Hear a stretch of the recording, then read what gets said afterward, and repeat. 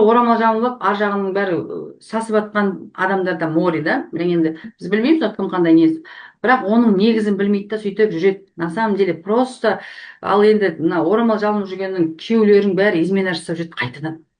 Екінші бала қайтадан не болып жатады ғой байқасаң.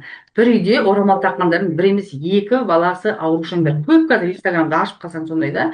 Орамалды қатындарына тақтыртып қояды. Олар деген көжедей болып семіреді. Оған уже қарағысы келмейді. Сырт жақтағы мынандай ашық-шашық жүрген бір фигурасы күшті қойым барып измена істеп келеді, қайтып келеді. Карма бұзылғанның үстіне бұзылып жатыр да.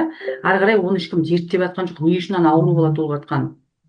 Оны ешкім білмейді. Сол сияқты да сөйтіп кете береді ғой. Мысалы, ол не обязательно аурушаң бала, ол аурушаң через поколение туылуы мүмкін. То есть бір кісінің себебінен через поколение. Или жаңа баладан қорлық көреді, или болмаса баладан көбінесе сынаққа ілінеді деген бала ерте өліп қалуы мүмкін.